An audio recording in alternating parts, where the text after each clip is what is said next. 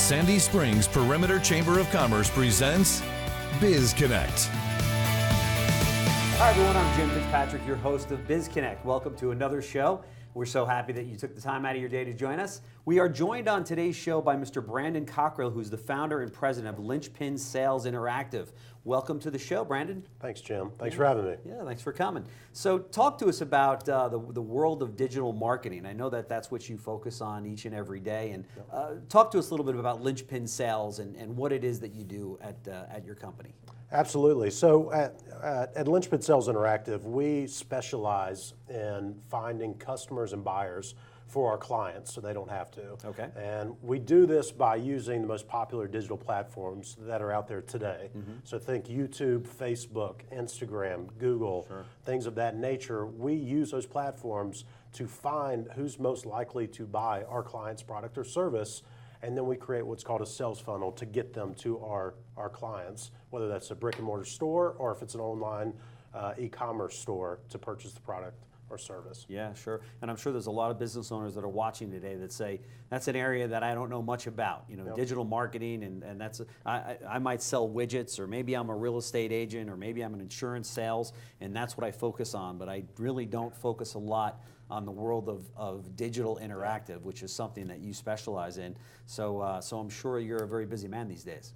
Absolutely. Yeah, it's a big world. Obviously, the digital space can be extremely overwhelming. Sure. And it's hard to, we're in it 24/7, and it's constantly changing. Right. So if you're trying to run a business and that's not all you're focused on, right, it's tough to keep up with what's going on, what's changing, right, and what the latest and greatest benefits are or tools that you can utilize are. Sure. So it's, we're definitely staying busy. And by the time an individual might think they get their hands around it, it's already changed 3 times, hasn't it? Absolutely. Yeah, you got to stay ahead of it. You got to stay ahead of it. So Linchpin's a really cool name. Talk to me about how you came up with that name, Linchpin Sales Interactive. So it's interesting because I was going back and forth on what I should name the business, right, and all these names were flying in my mind and on paper and everything. I was looking, and I went home to my wife one day and I said, I got this one, but I'm not sure, I don't know what I think about it. And she was like, that's it. And the whole reason why I came up with that, one, the domain was available, so that makes it a little bit easier. That's right. That's a big factor nowadays. Yeah, absolutely. And then, but the big reason is everybody, if you think of a linchpin as the actual tool, if you stick it into the axle or you stick it into an umbrella, it's the pin, you pull it out and everything falls apart once you pull that out. Right. Well, in the professional setting, the linchpin is that vital person to the organization that if they were to leave or you were to let them go, the business is going to fall apart. And that's the way that I wanted my business to be looked at for our clients, is that we're going to be that vital piece. Continually bringing value to them. Absolutely. Yep. Yeah, that was the #1 goal. That's great. So most companies have anywhere from maybe 1 to 20, 25 employees, but they don't have a designated social media professional on staff. How is it that you help these companies navigate that?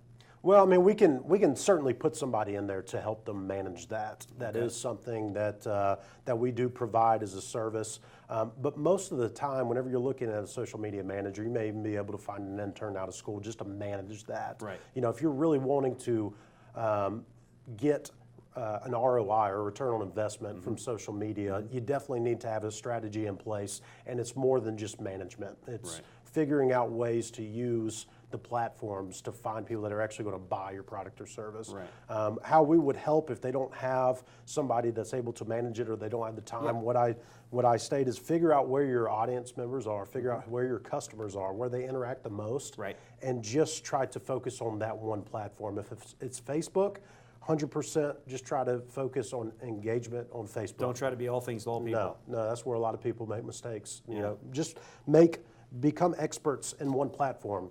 And nail that down. Right. And then maybe move on. And then maybe move on. Sure. But you may not have to. Right. But just master one. So many times you'll see companies that go, oh, we have a Twitter account, we have a LinkedIn account, we have a Facebook account, we've got a Instagram. I mean, it's crazy, right? Yeah, and you're going to wear yourself out trying to do that. You're going to spend a lot of money and a lot of time and a lot of frustration. And you're probably not doing any of it really correct.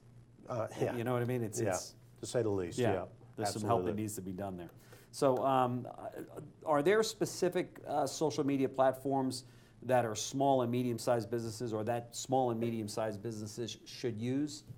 Right now, Facebook's king. Okay.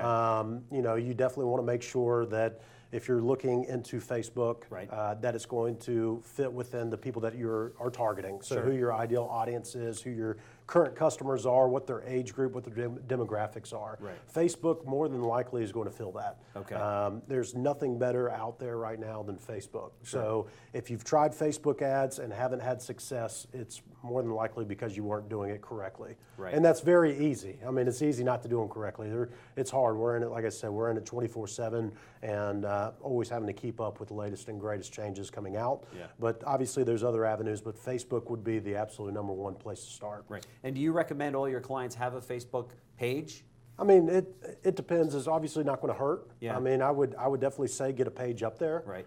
Now, how you utilize it and how you really take advantage of that and get people to that page is a strategy in itself, and what you want to do with that.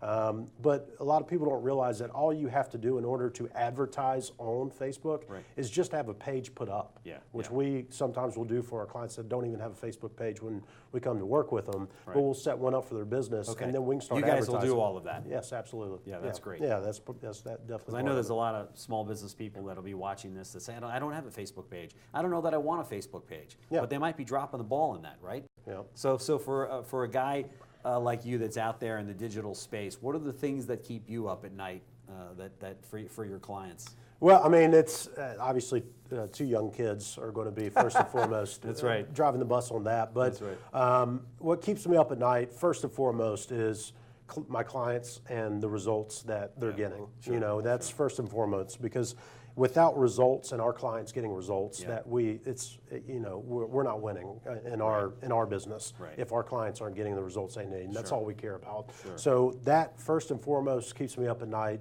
Is if a campaign or an advertising campaign isn't running and the return, my client's not getting the return of the results they should be getting, then that keeps me up. And you sit down with those clients beforehand and you set those expectations and say, here's Absolutely. Spending this kind of money with my firm, Linchpin Interactive, you should be able to realize these kinds of results and then monitor that with them over time? Yeah, I mean, it's beautiful in the digital space because we're actually able to see where you want to go as far as scaling your business. If you're making $10,000 in revenue and you want to go to 20, we can reverse engineer that back to know this is how much we need to spend in ad spend, and this is the amount of time it looks like it's going to take to get you to that number. Wow. So you're able to backtrack and reverse engineer it to get to the ultimate goal of where they want to be. Yeah. But everything's reportable, everything is trackable.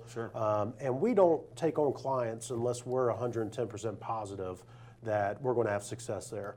And I think that's important because we want to try to provide value any way we can to help clients out when we're talking to them. If they can do it on their own, we want to put you in the right direction and let you do it and try that. And if you need our help, call us. But if we are 110% confident that we're going to be able to take your business, build out a sales funnel, and run it on a platform, and we're going to get you results, then that's what we're going to talk to you about. And at the end of the day, the results is all that matters in that ROI, and it's all trackable and traceable. Right. That's exactly right.